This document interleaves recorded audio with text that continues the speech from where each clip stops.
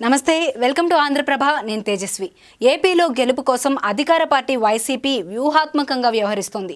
TDP Janasena పొత్తుతో ఎన్నికల్లో పోటీ చేయడంతో తమకు నష్టం జరగవచ్చనే ఆలోచనలో ఉన్నట్లు తెలుస్తోంది. పవన్ కళ్యాణ్ వెంటే కాపులు ఉన్నారనే భావనతో ప్రభుత్వం జనసేన ఓట్లను చీలికకు మైండ్ గేమ్ స్టార్ట్ చేసింది. అసలుకు నకిలీని క్రియేట్ చేసినట్టు జనసేనకు పోటీగా జాతీయ జనసేన పార్టీని స్థాపించారు. దాని సింబల్ బకెట్.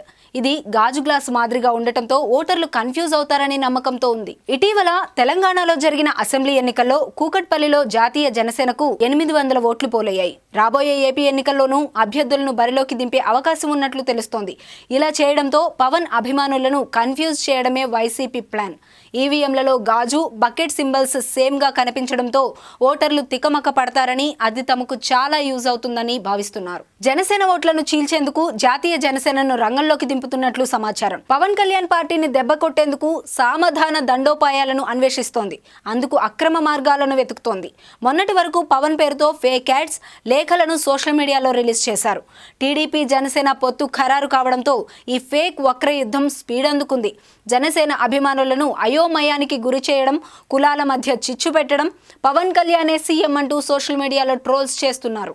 టీడీపీ జనసేన పొత్తును విచ్ఛిన్నం చేసేందుకు కుట్రలు చేస్తున్నట్లు సమాచారం. జనసేనకు పోటీగా జాతీయ జనసేన అనే పార్టీని స్థాపించారు. తెలంగాణ ఎన్నికల్లో జనసేన, బీజేపీ కలిసి పోటీ చేశాయి.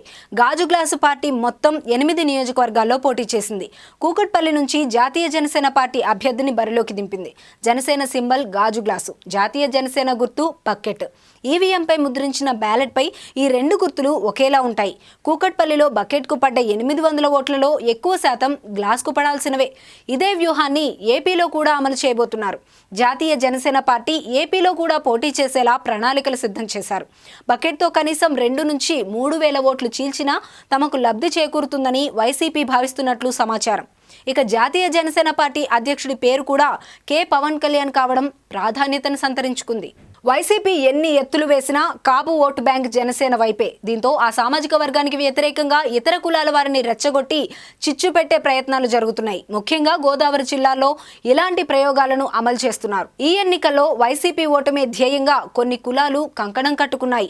ఆయా సామాజిక వర్గాల వారు ఉమ్మడిగా నిర్ణయాలు తీసుకుంటున్నారు.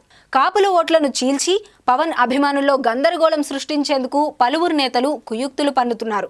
ముద్రగడ పద్మనాభం అడపాదడపా పవన్ పై లేఖాస్త్రాలు సంధిస్తూ విమర్శలు గుప్పిస్తున్న సంగతి తెలిసిందే. మరోవైపు పవన్ ను కాపు నేత హరిరామజోగయ్య వివిధ అంశాలపై నిలదీస్తున్నట్లుగా ఫేక్ లేఖలు సృష్టించి సోషల్ మీడియాలో వదులుతున్నారు.